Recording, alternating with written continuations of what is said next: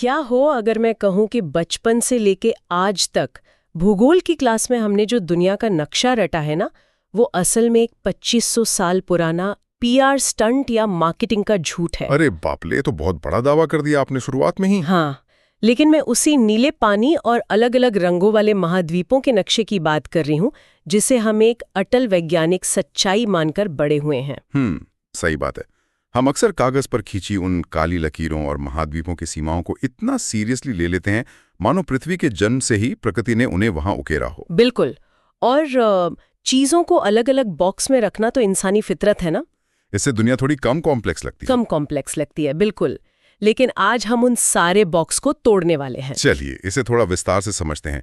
आज की इस गहराई से की जा रही चर्चा में हम अपनी पृथ्वी की असली तस्वीर को डिकोड करेंगे। हम भूगोल की पुरानी किताबों से सीखी गई बातों को चुनौती देंगे और समझेंगे कि हमारी दुनिया की भौगोलिक, मानवीय और पर्यावरणीय वास्तविकताएं आपस में कैसे उलझी हुई हैं।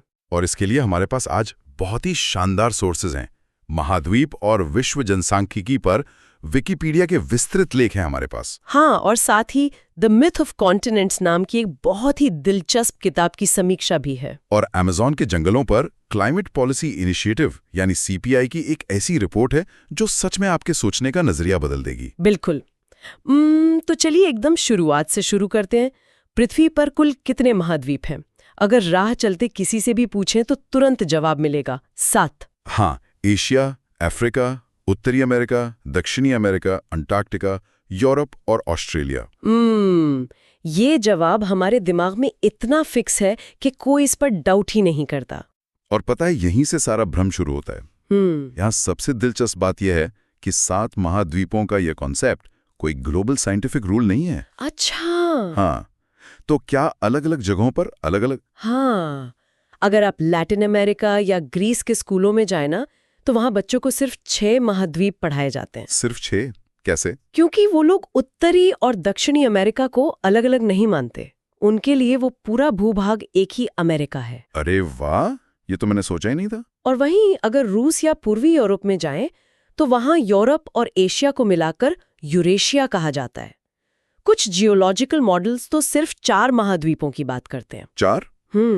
एफ्रो यूरेशिया, अमेरिका, अंटार्कटिका और ऑस्ट्रेलिया। बिल्कुल सही। रुको, ये तो बिल्कुल वैसा ही हुआ जैसे किसी एक बड़े मोहल्ले को वहां के कुछ रसूखदार लोगों ने अपने हिसाब से अलग अलग कॉलोनियों में बांट दिया हो। हाँ, एकदम परफेक्ट एनालॉजी है ये। मतलब कुछ पीढ़ियों बाद हर कोई उसे एक नेचुरल डिवीजन मानने लगा।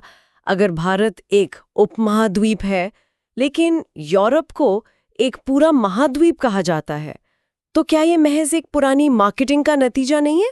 द मिथ ऑफ कॉन्टिनेंट्स किताब में इसी बात को बहुत गहराई से समझाया गया है। ये जो लकीरें हैं ना, ये भूविज्ञान या जियोलॉजी का हिस्सा नहीं है।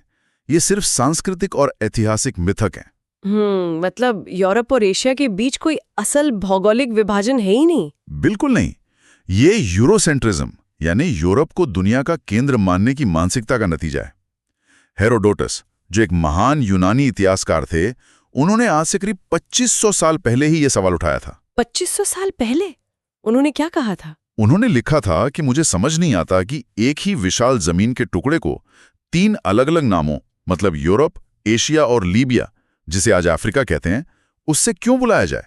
यार, मतलब 2500 साल पहले हेरोडोटस को जो बात इलॉजिकल लग रही थी, हम आज भी उसी को सच मानकर बैठे हैं। सच मानकर बैठे हैं, बिल्कुल। लेकिन अब तो साइंस बहुत आगे बढ़ चुकी है।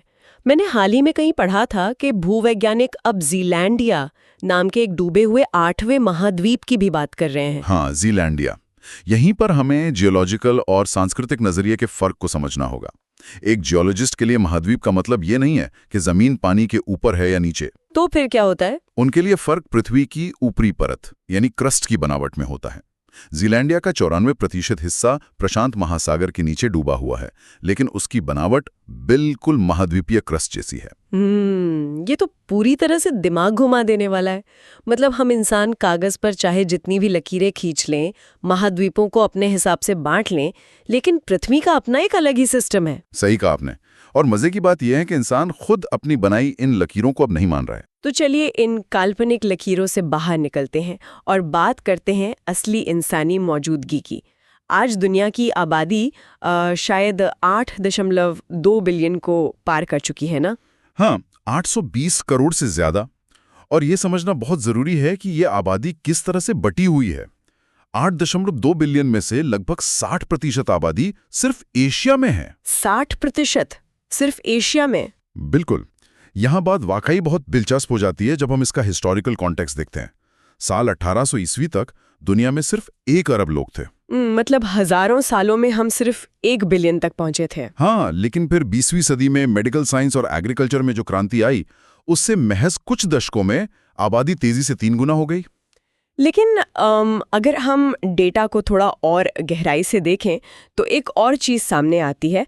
1962 के बाद से जनसंख्या की जो वृद्धि दर है वो असल में कम हो रही है। कम हो रही है, हाँ, ये बहुत जरूरी पॉइंट है। तो क्या असली समस्या ये नहीं है कि हम गिनती में कितने ज्यादा हैं, बल्कि ये है कि हम कहाँ भीड़ लगा रहे हैं? अगर हम सब शहरों में सिमट रहे हैं तो संसाधनों का क्या होगा? अगर हम इसे बड़ी तस्वीर से जोड़ें तो 1950 में दुनिया के केवल 29% लोग शहरों में रहते थे। ओके। लेकिन साल 2007 में मानव इतिहास में एक बहुत बड़ा टर्निंग पॉइंट आया। 2007 वो पहला साल था जब दुनिया के ग्रामीण इलाकों की तुलना में ज्यादा लोग शहरों में रहने लगे। अच्छा, 2007 में, यानी हम शहरों की तरफ पूरी तरह से शिफ्ट हो गए। हाँ, और आज ये आंकड़ा 55% से ऊपर जा चुका है। और ये जो जनसांख्यिकी बदलाव हैं, ये बहुत अलग अलग हैं। जैसे अफ्रीका की मीडियन आयु सिर्फ 18 साल है। मतलब बहुत ही युवा आबादी है वहां की। बिल्कुल। और दूसरी तरफ यूरोप है, जिसकी मीडियन आयु 42 साल है। युवा आबादी वाले देश तेजी से अर्बनाइज हो रहे हैं, इंफ्रास्ट्रक्चर बना रहे हैं। और इतने सारे लोगों का शहरों में रहना संसाधनों पर बहुत भयंकर दबाव डालता है। हमें पानी, भोजन और ऊर्जा चाहिए जो प्रकृति से ही आती है। प्रकृति से ही आती है, बिल्कुल। और शहरों की इस बेतहाशा भूख को मिटाने के लिए हम प्राकृतिक संसाधनों का बुरी तरह दोहन कर रहे हैं। और इसका सबसे डरावना उदाहरण हमें अमेज़न के जंगलों में देखने को मिलता है। हमारा वहां जो दखल है वो एक भयानक डोमिनोज प्रभाव पैदा कर रहा है। सही कहा। सीपीआई की जो रिपोर्ट है वो साफ बताती है कि अमेज़न एक टिपिंग पॉइंट के बहुत करीब है। टिपिंग पॉइंट मतलब एक ऐसी कगार जहां से वापसी का कोई रास्ता नहीं होता। अगर हम वहां तक पहुंच गए तो अमेज़न रिकवर नहीं कर पाएगा। बिल्कुल। और इसे समझने के लिए हमें फ्लाइंग रिवर्स या उड़ती हुई नदियों के कॉन्सेप्ट को समझना होगा। उड़ती हुई नदियां, ये सुनने में तो बहुत अजीब लग रहा है। पेड़ और नदियां हवा में कैसे उड़ सकती हैं? होता क्या है कि जंगल बारिश का पानी सोखते हैं अपनी जड़ों से और फिर वाष्पीकरण यानी ट्रांसपिरेशन के जरिए उसे वापस हवा में छोड़ देते हैं। अच्छा, मतलब वो भाप बनकर हवा में मिल जाता है। हाँ, और फिर वो नमी हवा के साथ आगे बढ़ती है और आगे चलकर यानी डाउनविंड इलाकों में बारिश बनकर बरसती है। इसी मॉइस्चर के बहने को फ्लाइंग रिवर्स कहते हैं। तो इस सब का असल मतलब क्या है? अगर हम कुछ पेड़ काट दें तो इस सिस्टम पर क्या असर पड़ेगा? बहुत बुरा असर पड़ेगा। सीपीआई की रिपोर्ट कहती है कि काटे गए हर 100 पेड़ों के पीछे पानी की कमी के कारण 22 अन्य पेड़ सूखकर मर जाते हैं। सच में? मतलब कटाई का असर सिर्फ उसी जगह तक सीमित नहीं रहता? बिल्कुल नहीं। जो पेड़ हवा की दिशा में आगे हैं वो भी पानी न मिलने की वजह से मर जाते हैं।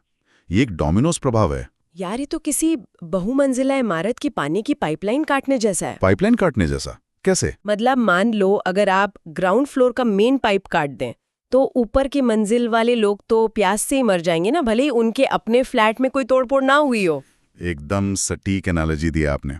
और खतरे की घंटी ये है कि अब तक अमेज़न का 20% हिस्सा काटा जा चुका है। बाप रे, 20% बहुत बड़ा हिस्सा होता है। और अगर कटाई इसी तरह जारी रही और 40% की सीमा तक पहुंच गई तो जंगल अपनी 60% वनस्पति खो देगा। जलवायु पूरी तरह से चमरा जाएगी। लेकिन मेरे दिमाग में एक सवाल आ रहा है, क्या हम सिर्फ नए पेड़ लगाकर इस समस्या को हल नहीं कर सकते? दुनिया भर में इतने पेड़ लगाने के अभियान चलते हैं। ये एक महत्वपूर्ण सवाल खड़ा करता है, लेकिन इसका जवाब है नहीं। सिर्फ पेड़ लगाना काफी नहीं है।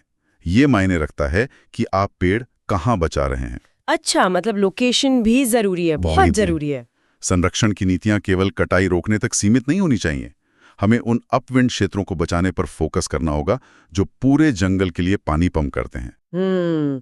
अगर मेन पाइपलाइन ही टूटी हुई है तो ऊपर की मंजिल में नया नल लगाने से पानी थोड़ी आ जाएगा। बिल्कुल सही समझे आप। हमें सोर्स को बचाना होगा। वाकई। आज की इस चर्चा ने तो दिमाग के कई जाले साफ कर दिए। तो इस चर्चा को समेटते हुए अगर देखें तो आज हमने बहुत कुछ सीखा। बहुत कुछ। हमने जाना कि कैसे हमारे बनाए गए महाद्वीपों के नक्शे केवल दिमागी उपज है, कैसे 8.2 बिलियन की आबादी का शहरों की तरफ भागना हमारी जमीन को पूरी तरह बदल रहा है, और कैसे अमेज़न में कटने वाला एक पेड़ हजारों मील दूर दूसरे पेड़ की जान ले रहा है। बिल्कुल। और सुनने वालों के लिए ये समझना बहुत जरूरी है कि हम चाहे जिस भी महाद्वीप में रहते हों, प्रकृति की ये फ्लाइंग रिवर्स किसी इंसान की खींची हुई सरहद को नहीं जानती। सही बात है। इस ग्रह का हर हिस्सा एक दूसरे से बहुत गहराई से जुड़ा हुआ है। एकदम। तो अंत में एक बहुत ही गहरी और सोचने वाली बात यह है कि अगर महाद्वीप सिर्फ इंसानों की बनाई हुई एक सांस्कृतिक कहानी है और हमारी पर्यावरण संबंधी गलतियां सारी सीमाएं लांघ जाती हैं, तो क्या भविष्य की पीढ़ियां ये सोचकर हैरान नहीं होंगी कि हम अपनी राष्ट्रीय सीमाओं को बचाने में इतने उलझे रहे कि इस पूरी पृथ्वी को एक जिंदा और एकजुट जीव की तरह बचाना ही भूल गए? इस विचार पर जरूर सोचिएगा।